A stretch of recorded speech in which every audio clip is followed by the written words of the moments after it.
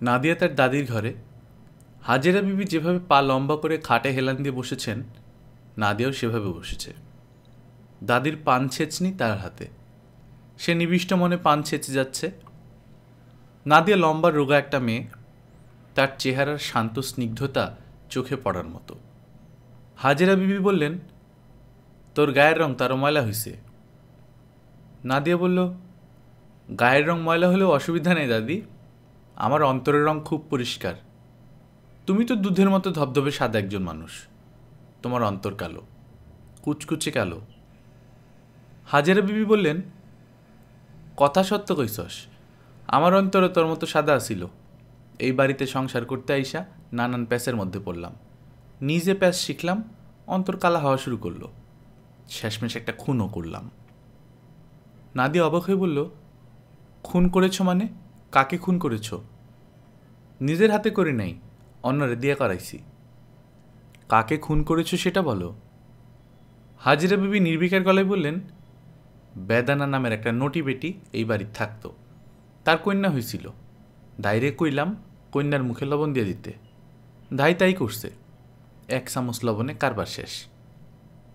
নাদিয়া বলল, দাদি তুমি কি সত্যি কথা বলছো?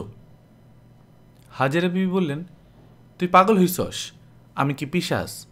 বেদানা মাগি মরা সন্তান প্রসব করছে, 3 বার মরা সন্তানের জন্ম দিয়া তার মাথা হইছে খারাপ। নাদিয়া বলল, দাদি আমার গা ছুঁয়ে দিয়ে বলো তো, লবণ বিষয়ে যা বলেছে সব মিথ্যা? হাজেরা বিবি বললেন, অবশ্যই মিথ্যা, লতিফা সাক্ষী, তারে জিজ্ঞেস কর, সে বলবে। দে পান দে। নাদিয়া দাদির হাতে পান দিল। লাইলি ঘরে ঢুকে বললেন, তজল্লি তোমার বাবা তোমাকে ডাকে। লাইলি শাশুড়ির সামনে নামের বিষয়ে কখনো ভুল করে না, আজও করলেন না। হাবিব বসেছেন পূব দিকের বারান্দায়। এই বারান্দা তার শোবার ঘরের লাগোয়া। এখান থেকে দূরের মৃত ব্রহ্মপুত্র দেখা যায়। সারাক্ষণই একদল মানুষ ব্রহ্মপুত্রের মাটি কাটছে। হাবিবের শৈশবের স্বপ্ন ছিল একটা নদী কিনবেন। শৈশবের সব স্বপ্নই পরিণত বয়স পর্যন্ত থাকে। এখনও হাবিবের মনের এক গোপন স্থানে নদী কেনার বিষয়টি আছে। বারান্দায় বসলে কিছুক্ষণের জন্য মনে হয় ব্রহ্মপুত্র নদীটা তার কেনা, যারা মাটি কাটছে তার অনুমতি না নিয়েই কাটছে। বাবা কেমন আছো? নাদিয়া আয়োজন করে বসে বাবাকে কদমবুসি করল। হাবিব মেয়ের মাথায় হাত রেখে দোয়া করলেন। নাদিয়া বলল, প্রশ্নের জবাব তো দিলে না বাবা, কেমন আছো? ভালো আছি মা। তোমার বুকের ব্যথাটা কি আরও হয়েছিল? হয় মাঝে মাঝে। ডাক্তার কি বলে? ডাক্তার কিছু বলে না, প্রেশার টেশার মেপে চলে যায়। ভিজিট নিশ্চয়ই নেয় না? নেয় না, নিজেদের ডাক্তার। নিজেদের ডাক্তার দিয়ে চিকিৎসা হয় না বাবা, অন্যদের ডাক্তার দিয়ে চিকিৎসা করতে হয়। তোর ইউনিভার্সিটির খবর কি? আন্দোলন চলছে, রোজই মিটিং মিছিল, একদলকে আরেক দল ধাওয়া করছে। এরা চায় কি? জানি না বাবা। না জানাই ভালো। ছাত্ররা চায় নৈরাজ্য, আর কিছু না। তাদের উস্কে দেওয়ার লোক আছে, মাওলানা ভাসানী। আজগুবি সব বিষয় নিয়ে আন্দোলনের ডাক, ভুখা মিছিল, অনশন, পারলে সে একাই কোদাল দিয়ে কুপিয়ে দেশটাকে বঙ্গোপসাগরে ফেলে দিয়ে আসে। তার চেলাটা বসে আছে জেলে, ফাঁসিতে ঝুলার অপেক্ষায়। উনার চেলাকে? বাদাইম্মা সবাই তার চেলা, মূল চেলা শেখ মুজিব। ইন্ডিয়ার কাছে গোপনে দেশ বিক্রি করতে গিয়ে ধরা খেয়েছে, আগরতলা ষড়যন্ত্র মামলা। এখন ফাঁসিতে ঝুলে দোল খাও। বাবা তুমি এত রেগে যাচ্ছ কেন? দেশটাকে ভালোবাসি বলে রেগে যাচ্ছি। বাবা চা খাবে? আমি খুব ভালো চা বানানো শিখেছি। একটা কেরোসিনের চুলাও কিনেছি, রুমে লুকানো আছে। হাউস টিউটররা যখন রাতের রোল কল শেষ করে চলে যান, তখন চা বানাই। হাবিব বললেন, অনুমতি নাই এই ধরনের কাজ করা ঠিক না। একসময় ঘরে আগুন টাগুন লাগাবি, কেলেঙ্কারি হবে। নাদিয়া হাসি মুখে বলল, একদিন আগুন লেগেছিল বাবা, বিছানার চাদরে আগুন ধরে গিয়েছিল। হাতের কাছে পানি ভর্তি জগ থাকায় রক্ষা। নাদিয়া 4 কাপ চা বানিয়েছে। 1 কাপ চা সে তার দাদিকে দিয়ে এসেছে, 1 কাপ তার মাকে, বাকি 2 কাপ নিয়ে সে বাবার সঙ্গে বসেছে। হাজেরা বিবি চায়ের চুমুক দিয়ে বললেন, নাতনি কি চা বানাইছে, চায়ের মধ্যে পাদের গন্ধ। লাইলি দুঃখিত গলায় বললেন, চা ভালো না লাগলে ফেলে দিন, আজে বাজে কথা কেন বলেন? তজল্লি শুনলে মনে কষ্ট পাবে, কত আগ্রহ করে চা বানিয়েছে। হাজেরা বিবি বললেন, পাত দিয়া চা কেমনে বানাইছে এটাই আমার জিজ্ঞাসা। লাইলি হতাশ গলায় বললেন, চা খাওয়ার দরকার নাই মা, ফেলে দিন, নোংরা কথাগুলি বলবেন না। চায়ে তজল্লি সামান্য ওভালটিন দিয়েছে, আপনি ওভালটিনের গন্ধ পাচ্ছেন, আপনি চায়ের কাপটা দিন, আমি ফেলে দিই। হাজেরা বিবি বললেন, ফেলবা কেন, খাইতে তো চমৎকার হইছে। নাদিয়া তার বাবাকে বলল, বাবা চা খেতে কেমন হয়েছে? ভালো হয়েছে, আমি রোজ সন্ধ্যায় তোমাকে 1 কাপ চা বানিয়ে খাওয়াবো। আচ্ছা। ম্যাজিক দেখবে বাবা? তুই ম্যাজিক জানিস নাকি? অল্প কয়েকটা জানি। আমার ডান হাতে কি আছে দেখো তো, একটা কয়েন না? এই কয়েনটা আমি ডান হাত থেকে বাম হাতে নিয়ে গেলাম, ঠিক কিনা বলো? ঠিক। নাদিয়া বাঁ হাত খুলে দেখালো, হাত শূন্য। হাবিব বিস্মিত হয়ে বললেন, কিভাবে করলি? পামিং করে করেছি, কয়েনটা সবসময় আমার ডান হাতেই ছিল, তোমার মনে হয়েছে আমি বাঁ হাতে চালান করেছি, আসলে তা না, একে বলে পামিং। হাতের তালুতে কোনো কিছু লুকিয়ে রাখার বিদ্যা। এখন আমি দিনরাত পামিং প্র্যাকটিস করি। পড়াশোনা বাদ দিয়ে পামিং? আমি পড়াশোনার বিষয়ে খুব সিরিয়াস বাবা, পামিং প্র্যাকটিস করি পড়াশোনার ফাঁকে ফাঁকে। হঠাৎ এইসব ধরলি কেন? ম্যাজিকে হঠাৎ উৎসাহ কেন হয়েছে তোমাকে বলি। ক্লাসে গিয়েছি, বিদ্যুৎ স্যারের ক্লাস, বিদ্যুৎ কান্তি দে, উনি মাধ্যাকর্ষণ সূত্র পড়াবেন। স্যার ক্লাসে ঢুকলেন হোমিওপ্যাথির ওষুধ রাখে এমন ছোট্ট একটা শিশি নিয়ে। শিশিটা তিনি টেবিলে রাখলেন এবং বললেন, প্রিয় শিষ্যরা, এই বোতলটা কি আপনা আপনি শূন্যে ভাসবে? আমরা সবাই বললাম না। তিনি বললেন, কেন আপনা আপনি শূন্যে ভাসবে না? আমরা বললাম, মাধ্যাকর্ষণ বলের জন্য ভাসবে না, পৃথিবী তাকে নিজের দিকে টেনে ধরে রাখবে। স্যার তখন বোতলের দুহাত উপরে ব্ল্যাকবোর্ডের ডাস্টার ধরলেন। আমরা অবাক হয়ে দেখি বোতলটা টেবিল ছেড়ে শূন্যে ভেসে উঠল। স্যার বললেন, প্রিয় শিষ্যকুল, তোমরা যা দেখেছ তাতে বিভ্রান্ত হও না, এটা একটা সাধারণ ম্যাজিক, কারোরই ক্ষমতা নেই মাধ্যাকর্ষণ শক্তিকে অগ্রাহ্য করার। স্যার বললেন, তোমরা কি এই ম্যাজিক দেখে খুশি হয়েছ?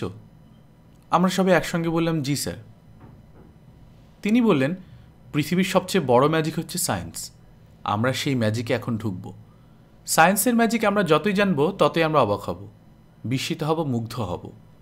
এখন প্রিয় শিষ্যকুল, হাততালি দাও, আমি বক্তৃতা শুরু করি। আমরা হাততালি দিলাম। স্যার বললেন, মহাকর্ষ বল যিনি প্রথম টের পেয়েছিলেন, সেই মহাবিজ্ঞানী স্যার আইজ্যাক নিউটনের প্রতি সম্মান দেখানোর জন্য 1 মিনিট স্ট্যান্ডিং ওভেশন দিলে কেমন হয়? আমরা সবাই উঠে দাঁড়ালাম। তারপর স্যার বক্তৃতা শুরু করলেন। আমরা মন্ত্রমুগ্ধ হয়ে শুনলাম। তরি স্যার ছাত্রছাত্রীদের শিষ্য ডাকেন? প্রাচীন গ্রীসের শিক্ষকেরা তাদের ছাত্রদেরকে শিষ্য ডাকতেন, তিনিও তাই করেন। তরি স্যার বিজলি না বিদ্যুৎ? বিদ্যুৎ, বিদ্যুৎ কান্তি দে। তিনি তোকে ম্যাজিক শেখান? তিনি কি তোর ম্যাজিকেরও শিক্ষক? আমি একদিন স্যারের কাছে গিয়েছিলাম বোতল কিভাবে শূন্য ভাসে তা শেখার জন্য, তখন স্যার পামিংয়ের কৌশল শিখিয়েছিলেন। হাবিব গম্ভীর গলায় বললেন, তুই কি একাই তার কাছে ম্যাজিক শিখিস নাকি তিনি তার সব শিষ্যকেই ম্যাজিক শেখান? নাদিয়া বলল, বাবা তুমি কি কোনো কারণে স্যারকে অপছন্দ করছো? পছন্দ অপছন্দের বিষয় না, একজন ফিজিক্সের শিক্ষক ছাত্রদের ফিজিক্স শেখাবেন, ম্যাজিক না। নাদিয়া বলল, আইনস্টাইন ছিলেন ফিজিক্সের গ্র্যান্ড মাস্টার, তিনি কিন্তু ভায়োলিন বাজাতেন। হাবিব বলল, এই প্রসঙ্গটা থাক। নাদিয়া বলল, বিদ্যুৎ স্যার একদিন ক্লাসে কি করেছিলেন সেই গল্পটা করি বাবা, তুমি খুব মজা পাবে। হাবিব বললেন, তোর স্যারের প্রসঙ্গ নিয়ে একদিন অনেক আলাপ হয়ে গেছে, আজ আর না। স্যারের একটা কথা তোমাকে বলতেই হবে, তিনি একটা বিষয়ে তোমার সাহায্য চান। হাবিব বিস্মিত হয়ে বললেন, আমার সাহায্য? নাদিয়া বলল, ঠিক তোমার সাহায্য না, মোনায়েম চাচার সাহায্য। স্যার কমনওয়েলথ স্কলারশিপ পেয়েছেন, উনি হিন্দু তো শেষ মুহূর্তে তাকে বাদ দেওয়া হবে, মোনায়েম চাচাকে তুমি বলে দিলেই স্যারের সমস্যার সমাধান হয়। হাবিব বললেন, কোনো হিন্দুকে স্কলারশিপ দিয়ে বাইরে পাঠানোর বিষয়ে আমার মত নেই, কারণ তারা পিএইচডি শেষ করে কখনো পাকিস্তানে ফেরে না, হয় ওই দেশেই থেকে যায় কিংবা ইন্ডিয়াতে চলে যায়। নাদিয়া বলল, বিদ্যুৎ স্যার সেরকম মানুষ না। তুই তার সঙ্গে কতটুকু মিশেছিস যে বলে ফেলি তিনি সেরকম মানুষ না? সারা জীবন পাশাপাশি থেকেও একজন মানুষ অন্য মানুষকে বুঝতে পারে না। তোর মা কি আমাকে বুঝতে পারে? পারে না। আমিও তাকে বুঝতে পারি না। নাদিয়া কিছুক্ষণ চুপচাপ থেকে নিচু গলায় বলল, বাবা, তুমি স্যারের কাজটা করে দেবে? হাবিব দীর্ঘ সময় মেয়ের মুখের দিকে তাকিয়ে রইলেন। নাদিয়া মাথা নিচু করে আছে, তার চোখ ছলছল করছে। হাবিব বললেন, তোর স্যারের কাজটা আমি করে দেব। থ্যাংক ইউ বাবা। তোর চোখে পানি কেন? তুমি স্যারের কাজটা করে দেবে না এই ভেবে দুঃখে আমার চোখে পানি এসেছে। এত দুঃখ পাওয়ার কি কিছু আছে? নাদিয়া জবাব দিল না। হাবিব বললেন, আমি আরেক কাপ চা খাবো, যা চা বানিয়ে আন। হাজেরা বেবি ডাকছেন, হাবু, ও হাবু, হাবু রে। হাবিব বিরক্ত মুখে উঠে গেলেন, মার ঘরে ঢুকলেন। হাজেরা বিবি পাশে বসার জন্য ইশারা করলেন, তিনি পাশে বসলেন না। হাজেরা বিবি বললেন, কাছে বস, তোর একটা গোপন কথা বলবো। হাবিব অনিচ্ছায় পাশে বসলেন। হাজেরা বিবি বললেন, গোপন কথা বলার আগে তোর একটা শিল্লুক ভাঙানি দিই। শিল্লুক ভাঙাইতে পারলে গোপন কথা বলবো, না পারলে বলবো না। শিল্লুকটা হইল, কাটলে লৌ নাই, না কাটলে লৌ, দিনের বেলা ল্যাংটা ঘুরে মুক্তার পাড়ার বউ। ক দেখি জিনিসটা কি? হাবিব কোনো জবাব না দিয়ে ঘর থেকে বের হয়ে গেলেন। ঘুমোতে যাবার আগে রাতের শেষ খবর শুনে হাবিব অত্যন্ত বিরক্ত হলেন। আইয়ুব খানকে নজরুল একাডেমি বিশাল সংবর্ধনা দিয়েছে। সেখানে আইয়ুব খান বলেছেন, একদিন দেশের সকল ভাষার মিশ্রণে একটা পাকিস্তানি ভাষা হবে। হাবিবের মনে হলো, জগা খিচুড়ি ভাষার দরকার কি? আইয়ুব খান সবাইকে খুশি করতে চাচ্ছেন, সেটা সম্ভব না। তিনি নরম ভাব ধরেছেন। কাউকে নরম দেখলে বাঙালি আত্মা গরম হয়ে যায়, সাপের মতো ফুসফাস শুরু করে। আইয়ুব খানকে নরম না হয়ে কঠিন গরম হতে হবে, তখনই সব সাপ গর্তে ঢুকবে। আঁকাভাঁকা হয়ে গর্তে ঢুকার বুদ্ধি নেই, গর্তে সোজা হয়ে ঢুকতে হয়। বাঙালি জাতি সোজা হয়ে গর্তে ঢোকার সময় হয়ে গেছে। নাদিয়ার হাতে পুরনো দিনের বাহারি গ্লাস, গ্লাস ভর্তি চা। চা গরম হয়ে আছে, হাত দিয়ে ধরা যাচ্ছে না। নাদিয়া গ্লাসটা ধরেছে তার রুমাল দিয়ে। রুমালে সেন্টের গন্ধ। যতবার সে চায়ে চুমুক দিচ্ছে, ততবারই চায়ের গন্ধের সঙ্গে সেন্টের গন্ধ মিলে অন্যরকম একটা সৌরভ তৈরি হচ্ছে। গন্ধটা ভালো লাগছে না, আবার খারাপও লাগছে না। নাদিয়া যাচ্ছে তার গাছের কাছে। গাছের নাম কদম। নাদিয়ার ছোট মামা তাকে তার ৫ম জন্মদিনে এই গাছটা দিয়ে বলেছিলেন, নিজের হাতে এই গাছ লাগাবি। এখন তোর বয়স ৫, যখন বয়স ১৬ হবে তখন এই গাছ মহিরুহের মতো বড় হয়ে যাবে। প্রতি বর্ষায় ফুল ফুটবে, তখন তুই গাছের চারদিকে বাঁধিয়ে দিবি। তুই আর তোর স্বামী গাছের বাঁধানো পাড়ে বসে গল্প করবি, আমি দূর থেকে দেখব। নাদিয়ার মামা সেই বছরই যক্ষ্মায় মারা যান। দূর থেকে কোনো দৃশ্যই তার দেখা হয়নি। গাছ প্রসঙ্গে ছোট মামার কথা ফলেছে। কদম গাছ বিশাল হয়েছে। বর্ষার শুরুতে ফুলে ফুলে নিজেকে সে ঢেকে ফেলে। যেন শত শত সোনালি টেনিস বল নিয়ে কদম গাছ দাঁড়িয়ে থেকে বলে, এসো আমার সঙ্গে বর্ষার খেলা খেলবে। নাদিয়া তার স্কলারশিপের টাকায় গাছের চারপাশ বাঁধিয়ে দিয়েছে এবং ছেলে মানুষের মতো বলেছে, এই গাছের বাঁধানো পাড়ে আমি ছাড়া আর কেউ বসবে না। নাদিয়ার কথা অক্ষরে অক্ষরে পালন করা হয়। এই গাছের বাঁধানো পাড়ে কেউ বসে না। বাগানে ঢুকে নাদিয়া চমকে উঠল। তার গাছের বাঁধানো পাড়ে অচেনা একজন মানুষ বসে আছে। মানুষটার হাতে বই, সে বই পড়ছে। সন্ধ্যা হয় হয় এই সময়। আকাশে মেঘলা থাকায় আলো নেই বললেই চলে। এত অল্প আলোতে বই পড়া কষ্টের। মানুষটার চোখের কাছে বই ধরে এই কাজটা করছে। নাদিয়া প্রায় নিঃশব্দে লোকটার কাছাকাছি চলে এলো। শান্ত গলায় বলল, আপনি কে? মানুষটা হঠাৎ কথা শুনে থতমত খেয়ে গেল। তার হাত থেকে বই পড়ে গেল। সে চট করে উঠে দাঁড়ালো। তখন তার কোল থেকে পড়ল একটা চামড়ায় বাঁধানো খাতা এবং কলম। আমি এই বাড়িতে থাকি। নাদিয়া বলল, এই বাড়িতে অনেকেই থাকে, আপনি এই বাড়িতে থাকেন এটা কোনো পরিচয় হতে পারে না। আমার নাম হাসান রাজা চৌধুরী। আপনি কি বাবার নতুন কোনো কর্মচারী? না, কিছু মনে করবেন না। যতবারই আমি ছুটিতে বাড়িতে আসি ততবারই বাবার নতুন কোনো কর্মচারী দেখি, এই জন্যই বলেছি। আপনি কতদিন ধরে এখানে আছেন? 17 দিন। 17 দিনে কেউ আপনাকে বলেনি যে কদম গাছের নিচে বসা নিষেধ? না, বলেনি। নিষেধ কেন? আমি নিষেধ করেছি, এই জন্য নিষেধ। এই গাছটা আমার, এখানে আমি একা বসি, আর বসবো না। নাদিয়া বলল, বিকেলে বই পড়ার জন্য এই বাগানে অনেক সুন্দর সুন্দর জায়গা আছে, আপনি পুকুর ঘাটে বসতে পারেন।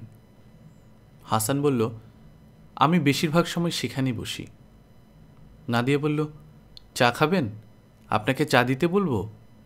আপনার সঙ্গে খারাপ ব্যবহার করেছি তো, এই জন্য চায়ের কথা বলে কাটান দেওয়ার চেষ্টা করছি। হাসান বলল, আমি চা খাবো না।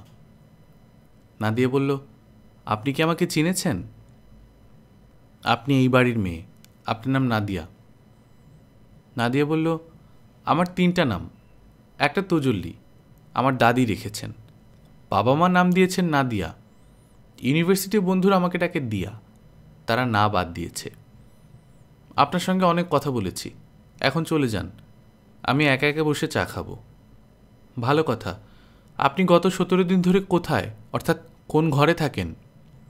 হাসান আঙুল উঁচিয়ে দেখালো। নাদিয়া বলল, অতীত ঘরে থাকেন? ভূত দেখেছেন? অতীত ঘরে ভূত থাকে। বেদানা নামের একটা মেয়ে ওই ঘরে শাড়িতে ফাঁস লাগিয়ে সুইসাইড করেছিল। নিশিরাতে হঠাৎ হঠাৎ তাকে দেখা যায়, অনেকেই দেখেছে। আপনি দেখেননি? না। ঘুমিয়ে রাত পার করলে কিভাবে দেখবেন? সারা রাত জেগে থাকবেন, তাহলে দেখতে পাবেন। আচ্ছা, এখন যান। কি আশ্চর্য, বই খাতা সব ফেলে যাচ্ছেন, নিয়ে যান। নাদিয়া চায়ের কাপে চুমুক দিল। চা ঠান্ডা হয়ে গেছে। ঠান্ডা চায়ে চুমুক দিতে খারাপ লাগছে না। অন্ধকার নামছে, দিঘির পানি শুধু চকচক করছে, আর সবই অন্ধকার। মাগরিবের আজান হচ্ছে। নাদিয়া শাড়ির আঁচল মাথায় তুলে দিল। শুকনা পাতায় সরসর শব্দ হচ্ছে, সাপ যাচ্ছে মনে হয়। নাদিয়া পা উঠিয়ে বসল। সে হঠাৎ বিষণ্ণ বোধ করল। ছোট মামার নামটা সে মনে করতে পারছে না।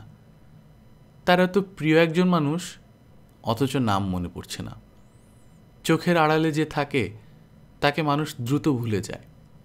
ব্রেন নতুন স্মৃতি রাখার জন্য পুরনো স্মৃতি ধুয়ে ফেলে। হাসান নামের যে মানুষটার সঙ্গে পরিচয় হয়েছে, তার স্মৃতি রাখার জন্য ব্রেন কিছু জায়গায় করেছে। যে অংশে ছোট মামার স্মৃতি ছিল সে অংশেই জায়গা করেছে কিনা কে জানে। মাগরিবের নামাজ শেষ করে হাবিব জায়নামাজের একটা কোনা ভাঙলেন, ভাঁজ করে রাখলেন। এটা আর এখন জায়নামাজ না, সাধারণ বসার আসন। এখন এখানে বসে সংসারী আলাপ আলোচনা করা যায়, খাওয়া দাওয়া করা যায়। লাইলি পানের বাটা হাতে পাশ দিয়ে যাচ্ছিলেন। হাবিব ইশারায় স্ত্রীকে ডাকলেন। লাইলি বললেন, পান খাবেন? পান বানায় দিব? হাবিব বললেন, পান খাবো না, তুমি একটু বসো। তিনি জায়নামাজ থেকে সরলেন, ভদ্রতা করা, যেন বলা, আমার সঙ্গে জায়নামাজে বসো। যদিও সেরকম জায়গা নেই। লাইলি বসলেন তার সামনে। হাবিব বললেন, তোমার মেয়ে কোথায়? লাইলি বললেন, বাগানে। এই বাড়ির কিছু নিয়মকানুন আছে, সন্ধ্যাবেলা মেয়ে ছেলে বাগানে যাবে না। লাইলি বললেন, নাদিয়া বাগানে ঘুরতে পছন্দ করে। হাবিব বললেন, সব পছন্দের গুরুত্ব দিতে হয় না। আজ যদি তোমার মেয়ে বলে এক হিন্দু শিক্ষককে আমার পছন্দ হয়েছে, আমি তাকে বিবাহ করতে চাই, তুমি কি সেই মালাউনের সঙ্গে মেয়ের বিবাহ দিবে? লাইলি বললেন, নাদিয়া কি এমন কোনো কথা বলেছে? হাবিব বললেন, বলে নাই, যদি বলে তুমি কি করবে, রাজি হবে? না। এখন কি বুঝতে পেরেছ সব পছন্দের গুরুত্ব দিতে হয় না? বুঝতে পেরেছি। কাউকে পাঠাও, মেয়েকে নিয়ে আসুক। আমি নিজেই যাব, নিয়ে আসব। লাইলি উঠে দাঁড়াতে গেলেন। হাবিব বললেন, বসো, কথা শেষ হয় নাই। লাইলি বসলেন। হাবিব বললেন, আমি তোমার মেয়ের বিবাহ দিতে চাই, যত তাড়াতাড়ি সম্ভব। লাইলি বললেন, আপনার হাতে কি পাত্র আছে? আছে, পাত্র এই বাড়িতেই ঘুরঘুর করছে।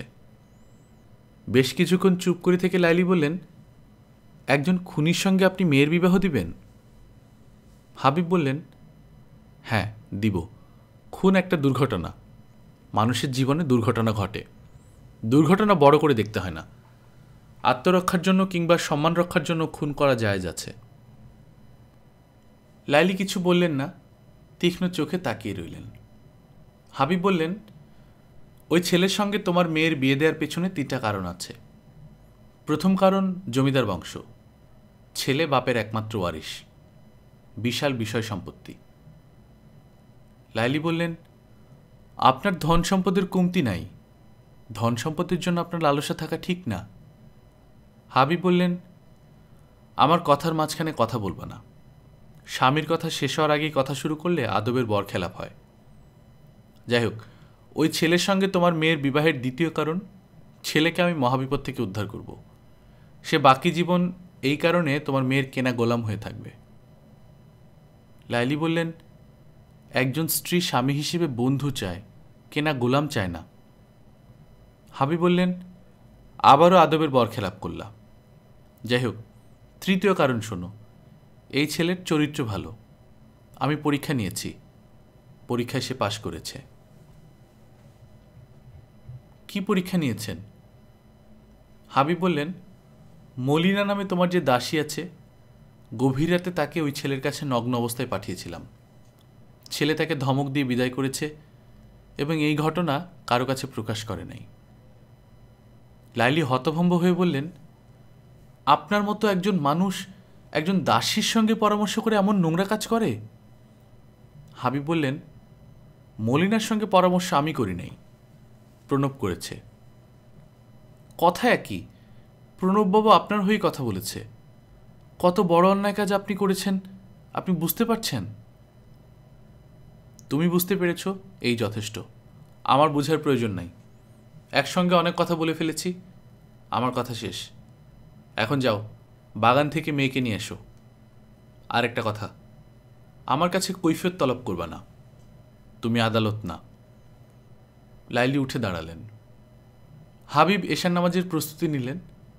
মাগরিবের নামাজ শেষ করে এশা পর্যন্ত জায়নামাজে বসে থাকা এবং এশার নামাজ আদায় করা একটা উত্তম সুন্নত।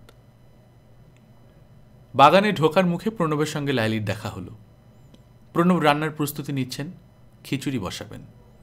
কাঁচামরিচ খিচুড়ি, 1 মুঠ চাল, 1 মুঠ ডাল, 10টা কাঁচামরিচ, 1 চামচ ঘি দিয়ে অল্প আঁচে রান্না হবে। আঁচের বেশ কম হলেই খিচুড়ির ঝাল ঠিক থাকবে না। লাইলি ডাকলেন, প্রণববাবু একটু শুনে যান। প্রণব ছুটে গেলেন, মাথা নিচু করে জোড়হাতে নমস্কার করলেন। লাইলি বললেন, আমার বাপের বাড়ির যে দাসী এ বাড়িতে থাকে, মলিনা নাম, তাকে আগামীকাল ভোরবেলায় টাকা পয়সা দিয়ে বিদায় করে দেবেন। প্রণব বললেন, অবশ্যই, সকাল 8টার পর তাকে এ বাড়িতে আর দেখবেন না। রান্না বসিয়েছেন? কি রাঁধছেন? মরিচ খিচুড়ি। হরিদ্বারের এক সাধু বাবার কাছ থেকে এই রান্না শিখেছি। ঠিকমতো রাঁধতে পারলে অমৃত। মন্ত্র পাঠ করতে করতে রাঁধতে হয়। কি মন্ত্র? প্রণব হাত জোর করে আকাশের দিকে তাকিয়ে মন্ত্র পাঠ করলেন। গন্ধপুষ্পে ও গণপতয়ে নম, গন্ধপুষ্পে ও নারায়ণায় নম, গন্ধপুষ্পে ও শিবাদি পঞ্চদেবতাভ্য নম। মন্ত্রপাঠ শেষ করে প্রণব লজ্জিত গলায় বললেন, এই খিচুড়ি অন্য কাউকে খাওয়ানো গুরুর নিষেধ, নইলে একদিন আপনাকে রেঁধে খাওয়াতাম। লাইলি বললেন, আপনি একজন সাধু প্রকৃতির মানুষ। সাধু প্রকৃতির মানুষে বড় বড় অন্যায়গুলি কিভাবে করেন? প্রণব শান্ত গলায় বললেন, ন্যায় অন্যায় সবই ভগবান করান। ভগবানের অনুমতি ছাড়া কেউ ন্যায়ও করতে পারে না, অন্যায়ও করতে পারে না। লাইলি ছোট্ট নিঃশ্বাস ফেলে বাগানের দিকে রওনা হলেন। কদম গাছের নিচে নাদিয়া বসে আছে। তার পরনে সাদা শাড়ি দূর থেকে সাদা রং চোখে পড়ছে। কুমারী মেয়েদের সাদা শাড়ি নিষিদ্ধ, কিন্তু নাদিয়ার প্রিয় রং সাদা। নাদিয়া বলল, আমাকে নিতে তুমি আসবে আমি জানতাম, আমি তোমার জন্যই অপেক্ষা করছি। লাইলি মেয়ের পাশে বসতে বসতে বললেন, মশার কামড় খাচ্ছিস? নাদিয়া বলল, মশা কানের কাছে গুনগুন করছে, কিন্তু কামড়াচ্ছে না। মা দেখো, জোনাকির ঝাঁক। অনেকদিন পর জোনাকি দেখলাম। প্রকৃতিতে কত অদ্ভুত অদ্ভুত জিনিস আছে, তাই না মা? এক একটা ঝাঁকে কতগুলো করে জোনাকি থাকে গোনার চেষ্টা করছি, পারছি না। লাইলি বললেন, ঘরে চল, এতক্ষণ ধরে বাগানে বসে আছিস, তোর বাবা রাগ করছে। নাদিয়া বলল, করুক একটু রাগ। মা শোনো, আজ সন্ধ্যাবেলা এক যুবকের সঙ্গে আমার দেখা। গ্রিক দেবতাদের মতো তার রূপ। গ্রিক দেবতা তুই দেখেছিস? ছবিতে দেখেছি। দেবতার সঙ্গে কি কথা হলো? আমি তার সঙ্গে খারাপ ব্যবহার করেছি। আমার নিজের আলাদা করা জায়গায় বসেছিল, দেখে হঠাৎ রাগ হয়ে গেল। আমিও তো বসেছি, আমাকে দেখে রাগ লাগছে না? লাগছে, তবে বেশি লাগছে না। একা একা এখানে আমি ছাড়া কেউ বসতে পারবে না, আমার সঙ্গে পারবে।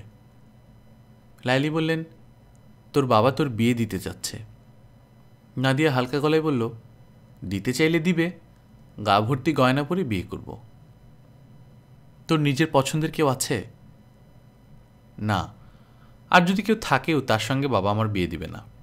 আমায় বিয়ে করতে হবে বাবার পছন্দের কাউকে। লাইলি বললেন, চল ঘরে যাই, আরেকটু বসি, চাঁদ দেখে যাই, এখনই চাঁদ উঠবে। ঘন জঙ্গলে বসে আছিস, চাঁদ কিভাবে দেখবি? দিঘির পানিতে চাঁদের ছায়া পড়বে, সেটা দেখব। আচ্ছা মা, দাদি যেসব গল্প করে তার সবই কি মিথ্যা? বেশিরভাগই মিথ্যা। ওনার মাথা পুরোপুরি গেছে। এখন যা মনে আসে বলেন। আমার নিজের কি ধারণা জানো মা? দাদির মাথা ঠিক আছে, তিনি ভাব করেন ঠিক নেই, এতে তার কিছু সুবিধা হয়। তিনি মিথ্যা কথার মাঝখানে কঠিন কঠিন সত্য কথা বলতে পারেন। লাইলি ছোট্ট নিঃশ্বাস ফেলে বললেন, হতে পারে। নাদিয়া বলল, এই বাড়িতে তুমি ছাড়া সবচেয়ে ভালো মানুষ কে বলে তোমার ধারণা? লাইলি বললেন, জানি না, প্রণববাবু হতে পারেন। নাদিয়া বলল, প্রণব কাকা না মা, ওনার আচার আচরণে ভালো মানুষ ভঙ্গি আছে, এই পর্যন্তই। বাবা যদি প্রণব কাকাকে ডেকে বলে অমুককে খুন করো, প্রণব কাকা নিজে খুনটা করবে না, অন্যকে দিয়ে ঠিকই করাবে। লাইলি বললেন, হতে পারে। আমার ধারণা এই বাড়ির সবচেয়ে ভালো মানুষ পাংখাপোলার রশিদ। ভালো মানুষ খুঁজে বেড়াচ্ছিস কেন? কোনো কারণ নেই, এমনি। আচ্ছা মা, এই বাড়ির সবচেয়ে বুদ্ধিমান মানুষটাকে? তুই নিজে। হয়েছে মা, আমি তোমার কাছে আমার বুদ্ধির একটা নমুনা দিচ্ছি। হাসান রাজা চৌধুরী নামের যে ছেলেটার সঙ্গে আমার সন্ধ্যায় দেখা হয়েছে, বাবা তার সঙ্গে আমার বিয়ে দিতে চাচ্ছেন। ঠিক বলেছি? লাইলি কিছু বললেন না। চাঁদ উঠেছে, তিনি দিঘির জলে চাঁদের প্রতিবিম্বের দিকে তাকিয়েছেন। মা, ছোট মামার নাম ভুলে গিয়েছিলাম, খুব খারাপ লাগছিল, এখন মনে পড়েছে। একই সঙ্গে অন্য একটা রহস্য ভেদ করেছি। কি রহস্য? সবুজ শাড়ি রহস্য। তুমি তোমার অতি পছন্দের সবুজ শাড়ি পরো না, তার কারণ ছোট মামা। ওই প্রসঙ্গ থাক। আচ্ছা থাক। আচ্ছা মা, ছোট মামার একটা ত্রুটির কথা বলো। ত্রুটিশূন্য একজন মানুষের কথা ভাবতে খারাপ লাগে। ওর কোনো ত্রুটি ছিল না। মা, ছিল। উনি জানতেন তার কোনো ত্রুটি নেই, এ কারণে তার অহংকার ছিল। অহংকার বড় ধরনের ত্রুটি, ঠিক না মা? হ্যাঁ ঠিক। মা, তোমার কি মনে হয় আমি অহংকারী? লাইলি ছোট্ট নিঃশ্বাস ফেলে বললেন, তুই অহংকারী না, তুই তোর ছোট মামার মতো ত্রুটিশূন্য মানুষ। মা, থ্যাংক ইউ। হাজেরা বিবির সামনে মলিনা দাঁড়িয়ে আছে। কেঁদে সে চোখ ফুলিয়ে ফেলেছে, চোখের কাজল গালে লেপটে গেছে। হাজেরা বিবি তার কান্নাকে তেমন গুরুত্ব দিচ্ছেন বলে মনে হচ্ছে না। তিনি নিজ মনে পান ছেঁচে যাচ্ছেন। তরে বিদায় করে দিছে? যে বিদায় দিল কে? প্রণব স্যার। হিন্দুটা তো বড় ত্যাক্ত করে, এই জন্যই হিন্দু জাত খারাপ। মলিনা কাঁদতে কাঁদতে বলল, কাল সকাল 8টার আগে বাড়ি ছেড়ে যাইতে বলছে। আমি কি অপরাধ করলাম কিছুই জানি না, এক কথায় বিদায়।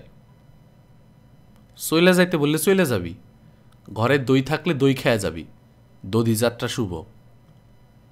দাদি কি কন আপনি, আমি চইলা যাব। হাজেরা বিবি বিরক্ত হয়ে বললেন, তোরে বিদায় দিছে, তুই যাবি না তো কি করবি, ঘরে বসে ডিম পারবি? মলিনা বলল, বড় সাহেব ঘটনা এখনো শুনে নাই, বড় সাহেব শুনলে ব্যবস্থা নিতেন। কি ব্যবস্থা নিতেন? আমারে বিদায় করতেন না। হাজেরা বিবি তীক্ষ্ণ গলায় বললেন, আমার ছেলে তোরে বিদায় করতো না কোন কারণে? তুই কি তার সাথে হাঙ্গা বসছস? দুপুর রাইতে ঠোঁটে রং মাখছস? তুই কি নটি বেটি?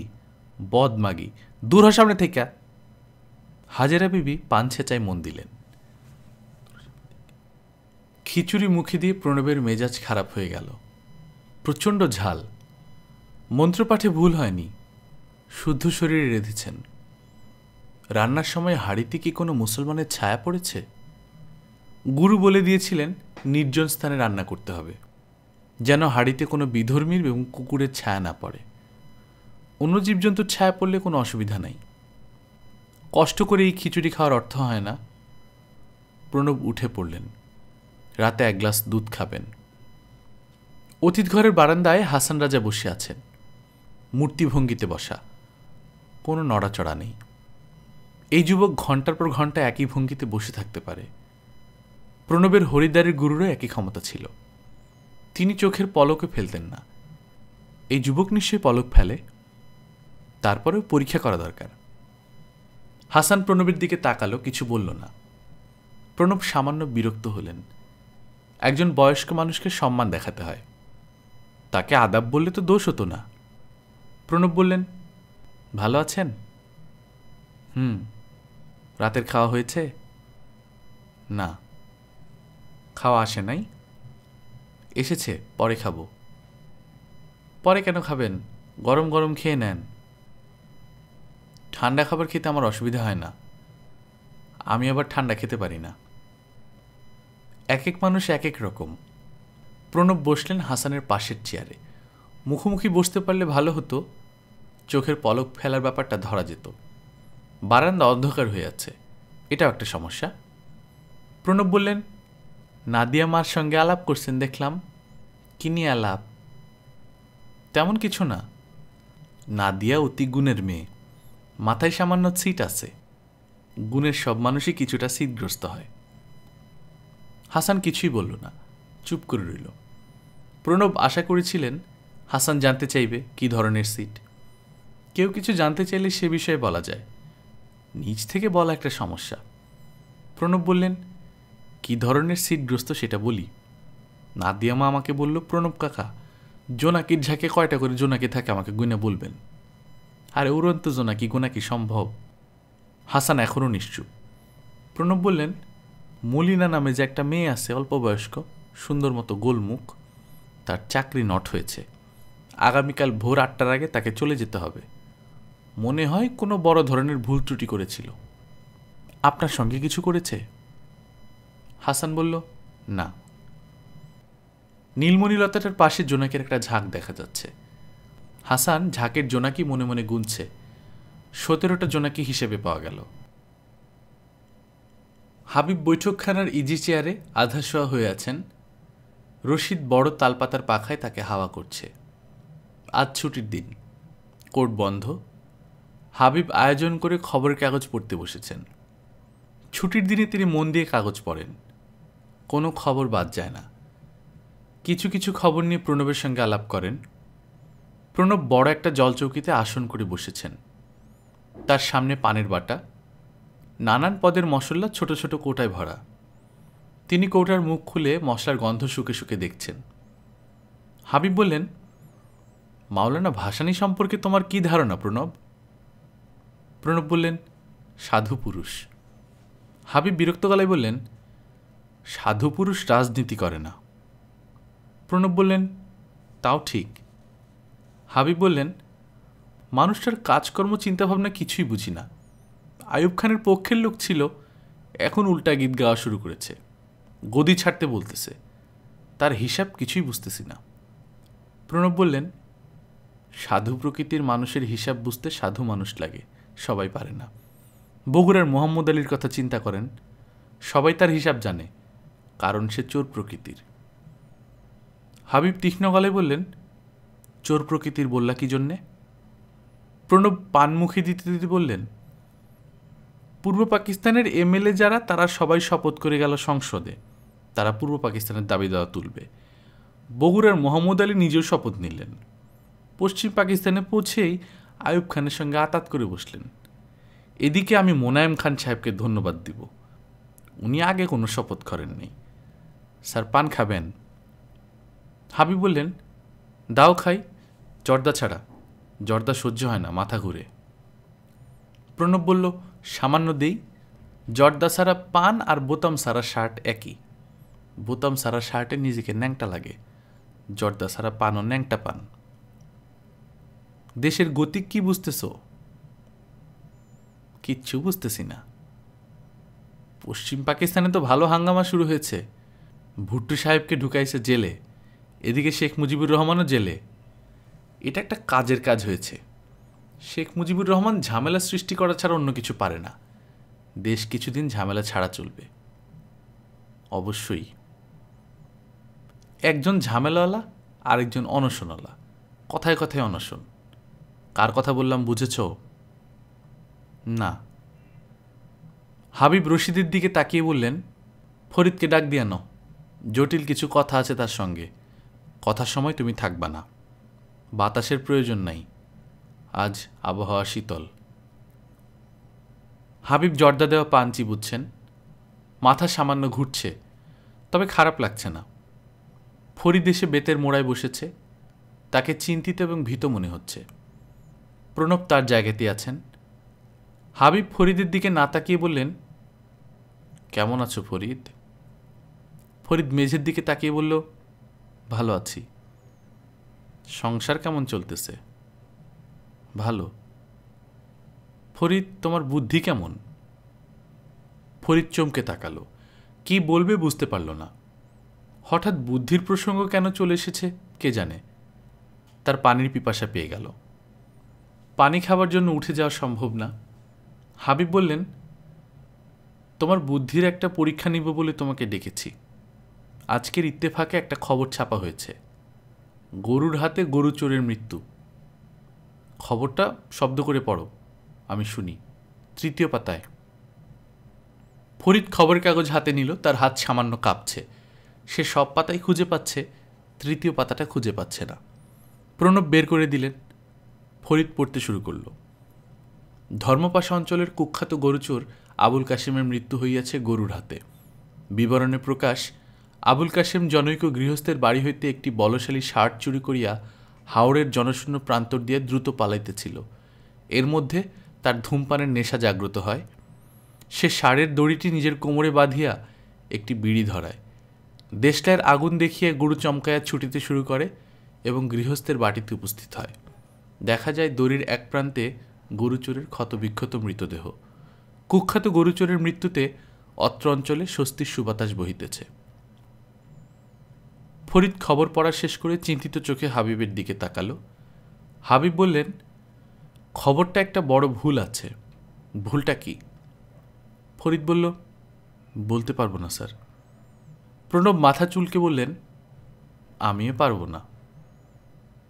হাবিব বললেন, দেশলাইয়ের আগুন দেখে ভয় পেয়ে গরু দৌড়াতে শুরু করলো, এই খবরটা নিজস্ব সংবাদদাতাকে দিল কে? চোর দিতে পারবে না, সে মৃত। তাহলে খবরটা দিতে পারে গরু নিজে। তার পক্ষে কি খবরটা দেওয়া সম্ভব? এখন ভুল বুঝতে পেরেছ? ফরিদ হ্যাঁ সূচক মাথা নাড়ল। হাবিব বললেন, ফরিদ, তোমাকে এই ভুলের কথা বলার পেছনে একটা কারণ আছে, যাতে তুমি আমার বিচার বিবেচনার উপর আস্থা রাখতে পারো, যাতে বুঝতে পারো যে আমার সিদ্ধান্তে ভুল থাকে না। আমি তোমার বিষয়ে একটা সিদ্ধান্ত নিয়েছি, তুমি কিছুদিন জেল খাটবা। রাজি আছো? ফরিদ বলল, আপনি যা বলবেন তাই করব। হাবিব বললেন, অন্যের অপরাধে জেল খাটবা, তাতে তোমার লাভ ছাড়া ক্ষতি কিছু হবে না। ব্রহ্মপুত্র নদীর দক্ষিণ দিকে 20 বিঘা ধানি জমি পাইবা, তার সঙ্গে নগদ 5,000 টাকা। রাজি আছো? ফরিদ বলল, আপনি যা করতে বলবেন আমি করব, টাকা বা জমি লাগবে না, আপনি একটা কাজ করতে বলতেছেন, এই যথেষ্ট। হাবিব বললেন, টাকা জমি অবশ্যই লাগবে। তুমি বিবাহ করেছ, তোমার সংসার হয়েছে, জেল থেকে বের হয়ে তুমি রাজার হালে জীবন কাটাবে, আশ্রিত জীবন কাটাতে হবে না। ফরিদ বলল, কতদিন জেলে থাকতে হবে স্যার? হাবিব বললেন, খুব বেশি হলে 5 বছর। এখন তুমি বলো, একজন মানুষের জীবনে 5 বছর কি খুব বেশি সময়? জি না স্যার। ঘটনাটা মন দিয়ে শোনো। তুমি একজনের অ্যাসিস্ট্যান্ট, তোমার যে মুনিব তার শিকারের শখ। তিনি ভোরবেলা শিকারে যাবেন, তোমাকে দুনলা বন্দুক পরিষ্কার করতে বললেন। তখন দুর্ঘটনা ঘটল, বন্দুক থেকে গুলি বের হয়ে গেল, একজন মারা গেল। ফরিদ বলল, যিনি মারা গেলেন তার নাম কি স্যার? হাবিব বললেন, তার নাম দিয়ে তোমার প্রয়োজন নাই, জীবিত মানুষের নামের প্রয়োজন, মৃত মানুষের নামের প্রয়োজন নাই। আদালতে দুর্ঘটনার মামলা হবে, সাজা 5 বছরের বেশি হওয়ার কোনো কারণ নাই। ফরিদ বলল, সাজা বেশি হলেও কোনো ক্ষতি নেই স্যার। হাবিব বললেন, প্রণব আজ বিকেলে তোমাকে জমি দেখাবে, জমি তোমার স্ত্রীর নামে আগামীকাল সকালে রেজিস্ট্রি হবে, জেল থেকে বের হয়ে এসে তুমি ঘর তুলে থাকবে। হাবিব প্রণবকে ইশারা করলেন। প্রণব উঠে গেলেন, ড্রয়ার থেকে টাকার বান্ডেল বের করলেন, 5 টাকার নোটে 5,000 টাকা। হাবিব বললেন, টাকা ভালো মতো গুনে দেখো। ফরিদ বলল, গুনতে হবে না স্যার। হাবিব বললেন, অবশ্যই গুনতে হবে। ফরিদ টাকা গুনছে। হাবিব প্রণবের দিকে হাত বাড়িয়ে বললেন, আরেকটা পান দাও। দোতলা থেকে হাজিরা বিবি চেঁচাচ্ছেন, ও হাবু, হাবু রে, হাবু কই গেলি? হাবিব বিরক্তিতে ভুরু কুচকালেন। হাজেরা বিবির কাছে নাদিয়া উপস্থিত হয়েছে। নাদিয়া বলল, দাদি কি হয়েছে? হাজেরা বিবি বললেন, আমার খাটের নিচে আজরাইল বসে আছে। নাদিয়া বলল, ওনাকে কি করতে বলবো? চলে যেতে বলবো নাকি খাটের উপরে এসে বসতে বলবো? হাজেরা বিবি কঠিন গলায় কিছু বলতে গিয়ে বলতে পারলেন না, হেসে ফেললেন। নাদিয়া বলল, হাসছো কেন দাদি? হাজেরা বিবি বললেন, তোর বদামি দেখে হাসলাম, তুই বিরাট দুষ্ট হইছস। নাদিয়া বলল, তুমি অনেক দুষ্ট দাদি, সারাক্ষণ সবাইকে ভয় দেখানোর চেষ্টা, আজরাইল আজরাইল। দিন দুপুরে আজরাইলের কথা বললে কেউ ভয় পাবে? নিশিরাতে বলে দেখতে পারো। আমারে বুদ্ধি দিবি না, আমার বুদ্ধির প্রয়োজন নাই। হাজেরা বিবি নাতনিকে হাতের ইশারায় পাশে বসতে বললেন। নাদিয়া বসল। হাজেরা বিবি বললেন, গোপন কথা শুনতে মন চায়? এমন এক গোপন কথা জানি, শুনলে শরীরের সব লোম খাড়ায় যাব। নাদিয়া বলল, গোপন কথা শুনতে চাই না। শুনতে চাস না কেন? আসল মজা গোপন কথার মধ্যে। নাদিয়া বলল, দাদি, এক একজনের আসল মজা এক এক রকম। মার আসল মজা রান্নাবান্নাতে, বাবার মজা প্যাচ খেলানোতে। হাজেরা বিবি বললেন, এমন কেউ কি আছে যার কোনো মজা নাই? থাকতে পারে, আমি জানি না। নাদিয়া উঠে দাঁড়ালো। হাজেরা বিবি বললেন, যাস কই? ঠান্ডা হইয়া বস, গফ করি। নাদিয়া বলল, আমি বারান্দার কাঠের চেয়ারে ঠান্ডা হয়ে বসবো, বারান্দায় বসে আমি অনেক মজা পাই। কি মজা পাস? বারান্দায় বসে সবাইকে দেখি, কেউ আমাকে দেখে না, এর অন্যরকম মজা। হাজেরা বিবি বললেন, আমার সাথে নিয়ে চল, আমি তোর সাথে মজা দেখব। নাদিয়া দাদিকে হাত ধরে খাট থেকে নামালো। নাদিয়ার কাঁধে ভর দিয়ে তিনি দোতলার বারান্দায় চলে এলেন। টানা বারান্দার এক প্রান্তে 3টা ভারী হাতলওয়ালা কাঠের চেয়ার, বারান্দা ঘেঁষে কাঁঠাল গাছ। প্রাচীন এই গাছ বারান্দায় আব্রু তৈরি করেছে। বারান্দায় কেউ বসেছে কিনা চট করে বোঝা যায় না। হাজেরা বিবি বসতে বসতে বললেন, কি মজা দেখাবি দেখা। নাদিয়া বলল, ওই যে দেখো রশিদ ভাই মূর্তির মতো দাঁড়িয়ে আছে। হাজেরা বিবি বললেন, এইটা দেখার মধ্যে মজা কি? একজন মানুষ গাছের মতো দাঁড়িয়ে আছে, এটা দেখার মধ্যে মজা আছে না? মানুষ তো গাছ না, সে কতক্ষণ এইভাবে থাকে, কি করে, এটাই আমরা দেখব। তুই পাগলি আছস। আমরা সবাই পাগল, এক একজন এক এক রকম পাগল। তুমি হচ্ছ শেয়ানা পাগল। হাজেরা বিবি এখন রশিদের ব্যাপারে কিছুটা আগ্রহী হয়েছেন। তিনি বিস্মিত গলায় বললেন, ঘটনা তো সত্য, এই হারামজাদা জিমদুর আছে কি জন্যে? হ্যাঁ, চাই কি? ডাক দিয়া জিগা। ডেকে জিজ্ঞেস করলে তো দেখার মজাটা থাকবে না। দাদি, এখন পুকুর ঘাটের দিকে তাকাও, দেখো একজন বই পড়ছে, তার নাম হাসান রাজা। এই হারামজাদা এখনো আছে? সবাইকে হারামজাদা বলছো কেন? যে হারামজাদা তার হারামজাদা বলবো না, মহারাজা বলবো? নিজের বাপরে গুলি করে মারছে, বাপ নামাজে বসছে, তখন 2 নালা বন্দুক দিয়ে গুলি দিছে, ঠাস ঠাস। এইসব কি বলছো দাদি? বাতাসে ভাইসা যা কানে আসে তাই বলি, আগ বাড়ায় আমার কেউ কিছু বলে না। রশিদ হারামজাদারা গেল কই? আমরা যখন দিঘির ঘাটের দিকে তাকিয়েছিলাম তখন সে চলে গেছে। গেছে কোন দিকে? সেটা তো আমি জানি না দাদি। জানা দরকার। কেন জানা দরকার? এতক্ষণ খাম্বার মতো খাড়ায় ছিল, ফুরুত করে চলে গেল, কই গেল জানা দরকার না? নাদিয়া প্রসঙ্গ পাল্টে বলল, হাসন রাজা নামের এই যুবক নিজের বাবাকে গুলি করে মেরেছে, এটা কি সত্য? তোর বাপরে জিজ্ঞেস করে যান সত্য না মিথ্যা। তোর বাপ অবশ্য মিশা কথার বাচ্চা, সমানে মিশা কইব। তার চোখের দিকে তাকায় থাকবি, মিশা করার সময় তোর বাপের চোখ পিটপিট করে। আচ্ছা, রশিদ হারামজাদা তো আর বাইর হইতেছে না, চিন্তার বিষয়। ঘরে চলো দাদি। ঘরে যাব না, এখানে বসে থাকবো। আমি চলে যাই? যা ইচ্ছা কর। নাদিয়া দোতলা থেকে একতলায় নামলো, রান্নাঘরের দরজা ধরে কিছুক্ষণ দাঁড়িয়ে থাকলো। লাইলি বলল, ধোয়ার মধ্যে থাকিস না মা, গায়ের রং ময়লা হয়ে যাবে। নাদিয়া বলল, তুমি তো তোমার জীবনের বেশিরভাগ সময় রান্নাঘরে কাটিয়ে দিয়েছ, তোমার গায়ের রং কাঁচা হলুদের মতো। লাইলি বললেন, বিয়ের আগে কুমারী মেয়েদের গায়ে ধোয়া লাগলে গায়ের রং ময়লা হয়, বিয়ে হয়ে যাওয়ার পর আর রং বদলায় না। নাদিয়া হাসছে। লাইলি বললেন, হাসছিস কেন? তোমার উদ্ভট কথা শুনে হাসছি। তুমি এমন একজনকে কথাগুলি বলছো যে ফিজিক্সের ছাত্রী এবং ফেলটুস মার্কা ছাত্রী নয়, খুব ভালো ছাত্রী। লাইলি বললেন, রান্নাঘর থেকে যাতো মা। নাদিয়া বের হলো, রওনা হলো দিঘির ঘাটের দিকে। সে ঠিক করেছে প্রথম দিনের মতো নিঃশব্দে যাবে। তাকে দেখে মানুষটা যখন চমকে উঠবে তখন সে ঠান্ডা গলায় বলবে, আচ্ছা, আপনি কি আপনার বাবাকে গুলি করে মেরেছেন? নাদিয়া দিঘির খুব কাছাকাছি চলে এসেছে। ঘাটের সিঁড়িতে অদ্ভুত ভঙ্গিতে হেলান দিয়ে মানুষটা বই পড়ছে, তার চোখে পানি। বানানো দুঃখের গল্পে যে অশ্রুবর্ষণ করে, সে প্রিয়জনদের দুঃখে কখন অশ্রুবর্ষণ করবে না? কথাটা যেন কার?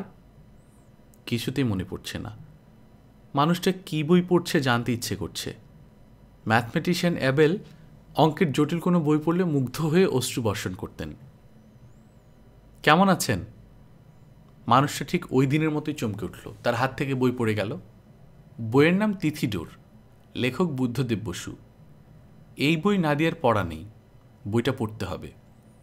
নাদিয়া বলল, আপনার সঙ্গে গল্প করতে এসেছি। হাসান বলল, বসুন। নাদিয়া বসতে বসতে বলল, দিঘির এই ঘাটটা আপনার মনে হয় খুব পছন্দ? জি। আপনাদের নিজের বাড়িতে কি এরকম ঘাট আছে? দিঘির ঘাট নেই, তবে হাওরের সঙ্গে ঘাট আছে।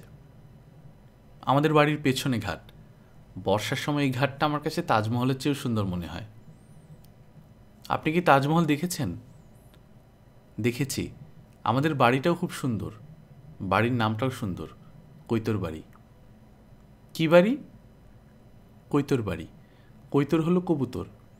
বাড়ির নানান খুপড়িতে শত শত কবুতর বাস করে।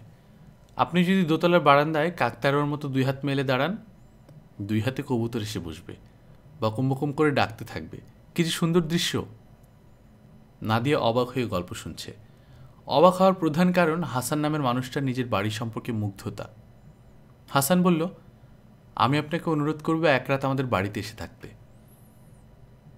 একবার যদি যান, বাকি জীবনে এই বাড়ির কথা আপনার মনে থাকবে, স্বপ্নেও আপনি এই বাড়ি দেখবেন। নাদিয়া বলল, আমি যাব। আচ্ছা, আপনার বাবা কি বেঁচে আছেন? হাসান বলল, হ্যাঁ, উনি এখন ময়মনসিংহে আছেন। আমি বাবাকে বলবো যেন আপনাকে নিয়ে যাওয়ার ব্যবস্থা করেন। আমি যেতে পারলে ভালো হতো, কিন্তু আমি সঙ্গে যেতে পারবো না। পারবেন না কেন? বিরাট এক ঝামেলায় পড়েছি। ঝামেলা নিয়ে কথা বলতে চাচ্ছি না। আপনার বলতে না চাইলে বলতে হবে না। আচ্ছা শুনুন, তিথিজোর বইটা পড়া শেষ হলে আমাকে দিবেন। আমি পড়ে দেখব চোখের পানি ফেলার মতো কি আছে। এখন পর্যন্ত কোনো গল্পের বই পড়ে আমার চোখের পানি আসেনি। হাসান বলল, বইটা আপনি নিয়ে যান, আপনি পড়া শেষ করার পর আমি পড়ব, প্লিজ। নাদিয়া হাত বাড়িয়ে বই নিল। হাসানের দিকে তাকিয়ে বলল, এখন আপনি ঘাট ছেড়ে চলে যান। আপনি যেখানে বসে যে ভঙ্গিতে বইটা পড়ছিলেন আমি সেইভাবেই পড়ব। আপনি সর্বশেষ কোন পাতাটা পড়ছিলেন বের করে দিন, আমি পাতাটা ভাঁজ করে রাখব। দেখব এই পাতাটা পড়ার সময় চোখে পানি আসে কিনা। হাসান পাতা বের করতে করতে বলল, আপনি প্রণববাবুকে জোনাকির ঝাঁকে জোনাকির সংখ্যা গুনতে বলেছিলেন। আমি 3টে ঝাঁক গুনেছি। একটাতে জোনাকির সংখ্যা 17, আরেকটাতে 9, আরেকটাতে 5। নাদিয়া বলল, সব বেজোড় সংখ্যা, আশ্চর্য তো। হাসান বলল, 7টা পাখি বলে এক ধরনের পাখি আছে, এদের দলে সবসময় 7টা পাখি থাকে, তার কমও না বেশিও না। তাই নাকি? হ্যাঁ তাই। এটা আমি জানতাম না। আপনার কাছে কি তাস আছে, খেলার তাস? হাসান আশ্চর্য হয়ে বলল, না তো। 2 প্যাকেট তাস জোগাড় করে রাখবেন, আমি তাসের ম্যাজিক দেখাবো। এখন চলে যান।